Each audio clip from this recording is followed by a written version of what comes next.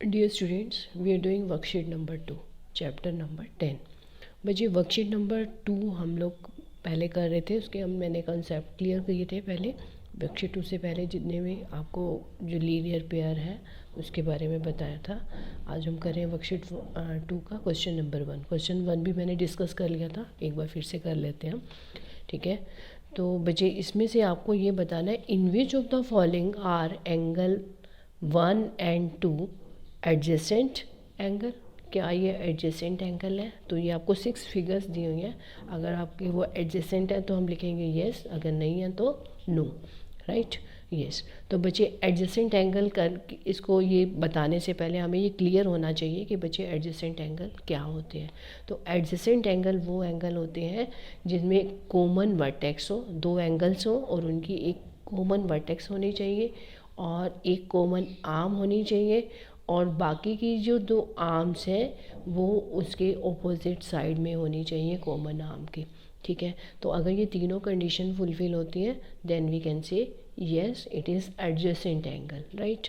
तो अब हम कर रहे हैं येस कि अब फर्स्ट फिगर में देखिए, क्या एंगल 1 और 2 ये एडजेसेंट हो सकता है? नहीं हो सकता, क्योंकि इन दोनों में कॉमन आर्म है ही नहीं, राइट। तो अब क्वेश्चन नंबर 2 में देखिए, क्या इसमें एडजेसेंट हो सकता है? यस हो सकता है। कैसे? देखिए, कॉमन एंगल 1 और एंगल 2 दोनों की वर्टेक्स जो है कॉमन है, ठीक है, और एक कॉमन आर्म भी है, और बाकी की जो दूसरी आर्म्स है तो उसकी दोनों की ऑपोजिट साइड में, ये आर्म इसके ऑपोजिट साइड में और ये कॉमन आर्म के ये वाली आर्म ये ऑपोजिट साइड में। It is yes adjacent angle. Now, can we say this? It is adjacent or not? No, ये नहीं है। ये को एंगल 1 है और ये सारे के सारा एंगल 2 है। तो क्या इसका कॉमन वर्टेक्स है? नो। इसमें कॉमन आर्म भी नहीं है, ठीक है। कॉमन इसको कॉमन आर्म नहीं समझना आपने, ये कॉमन नहीं है क्योंकि एंगल 2 जो है यहाँ से लेकर यहाँ तक जा रहा है, राइट। तो ये आपका एडजेसेंट नहीं है। यस, नेक्स्ट, ये आपका ये एडजेसेंट है, यस। एंगल 1 और एंगल 2 बीच में कॉमन आर्म है और बाकी की ये ऑपोजिट आर्म्स है और ये कॉमन वर्टेक्स है, कॉमन आर्म भी है। तो तीनों कंडीशन इसमें फुलफिल हो रही है, then we can say that is adjacent angle. In this no, it is not adjacent. Angle 1 और एंगल 2 वही ये सेम जैसे हमने ये वाली फिगर में किया वही सेम इसमें कंडीशन हो रही है। नो, ये हो नहीं सकता। और ये दिस वन, ये भी नहीं हो सकता कि दोनों की कॉमन आर्म नहीं है, इसमें कॉमन वर्टेक्स नहीं है, कॉमन आर्म नहीं है, कॉमन वर्टेक्स के बीच में गैप है दोनों एंगल्स के बीच में, तो ये नहीं होना चाहिए।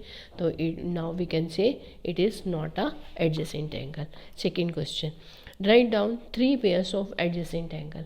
एडजेसेंट एंगल के 3 पेयर्स बताइए। तो बच्चे अभी आपको कंडीशंस तो पता ही है, तो कौन से तीन पेयर बनेंगे, ठीक है।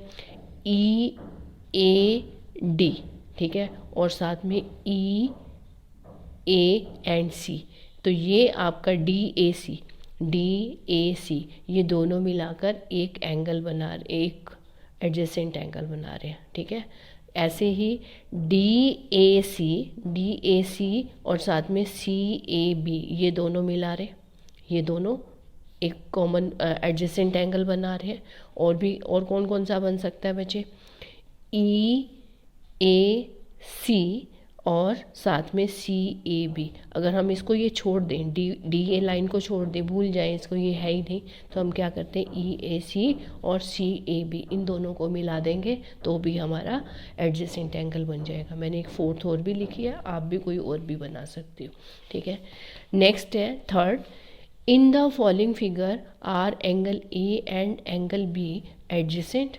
इस फिगर में देखकर बताइए, क्या एंगल ए और बी एडजेसेंट एंगल हो सकते हैं? नो, नहीं हो सकते। ना तो इसकी कॉमन वर्टेक्स है और ना ही इसकी कॉमन आर्म है। कॉमन आर्म है, इसको हम कॉमन नहीं कह सकते क्योंकि यहाँ ये एंगल अलग बन रहा है, ये एंगल अलग बन रहा है। तो इसका आंसर क्या लिखेंगे? Because angle A and B have not a common vertex, इसकी कॉमन वर्टेक्स नहीं है। Next question number 4, identify following pairs as complementary और सप्लीमेंट्री एंगल। तो बच्चे कॉम्प्लीमेंट्री और सप्लीमेंट्री एंगल मैंने आपको बताया था। कॉम्प्लीमेंट्री एंगल ये होते हैं कि जब दो एंगल्स मिलकर 90 डिग्री टोटल बनाते हैं, 90 डिग्री का एंगल बनाए तो वो कॉम्प्लीमेंट्री होते हैं, और जो दो एंगल मिलकर 180 डिग्री का एंगल बनाए तो वो क्या हो जाता है, सप्लीमेंट्री। तो हम क्वेश्चन नंबर 4 का ए पार्ट देखते हैं। 130 + 50 टोटल कितना बन गया, 180, तो then we can say supplementary angle, ठीक है। और बी पार्ट में 55 एंड 35 कितना होता है, 90 डिग्री का, तो ये क्या बन रहा है, कॉम्प्लीमेंट्री एंगल। ऐसे ही 95 डिग्री और 85 डिग्री ये दोनों मिलके क्या बन रहे हैं, 180 डिग्री, तो हम कह सकते हैं सप्लीमेंट्री एंगल।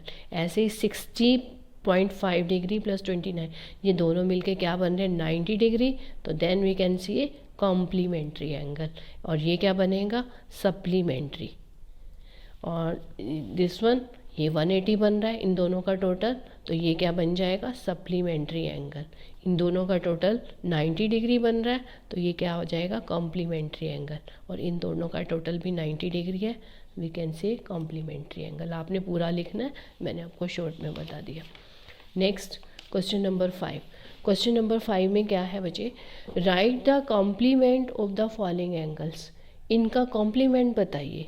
अगर आपको 20 डिग्री दी है तो कॉम्प्लीमेंट एंगल बच्चे 90 डिग्री से बनता है, ठीक है। तो 20 डिग्री का एक एंगल तो आपको पता है, और दूसरा एंगल कितना हो जाएगा, 90 - 20 डिग्री, तो बच्चे क्या बच जाएगा, 70 डिग्री। तो ये इसका कॉम्प्लीमेंट्री एंगल हो जाएगा। ऐसे ही 90 - 55 डिग्री, ये आप माइनस कर देंगे तो आपके पास क्या बचेगा, 25 डिग्री। ऐसे ही आपने 90 - 71 करना है, तो आपके पास 19 डिग्री का एंगल कॉम्प्लीमेंट्री एंगल आ जाएगा। 90 डिग्री - 6 डिग्री, तो आपके पास 84 डिग्री बच जाएगा। और ऐसे ही 90 डिग्री - 59 एंड 1/2 डिग्री, तो इसमें से आपने 90 में से 59 एंड 1/2 डिग्री माइनस करना है, तो बच्चे क्या बचेगा आपके पास, हाफ एंगल तो ये बच गया आपके पास, ठीक है। तो ये आपके पास बच जाएगा 29 एंड 1/2, 29 एंड 1/2 डिग्री का एंगल बच जाएगा। 90 - 59.5, ये हम माइनस करके देख लेते हैं यहाँ से। यहाँ क्या जाएगा, 9 - 9 0, 30.5, 30 एंड 1/2 डिग्री का बच जाएगा, राइट। और ऐसे ही ये बचेगा आपका 29.5 का -60.5, तो ये बच जाएगा आपके पास 90 - 60.5, तो ये बच जाएगा आपके पास 29.5 डिग्री, राइट। तो ऐसे ही आपने सप्लीमेंट्री एंगल बताना है। 110 आपको दिया हुआ है। सप्लीमेंट्री एंगल क्या होता है बच्चे, 180 डिग्री का होता है। तो 180 में से अगर हम 110 डिग्री का माइनस कर देते हैं तो बाकी क्या बचता है, 70 डिग्री। तो 70 डिग्री अगर इसमें ऐड हो जाएगा तो ये सप्लीमेंट एंगल हो जाएगा। तो बाकी के पार्ट्स आप लोग खुद करके देखोगे।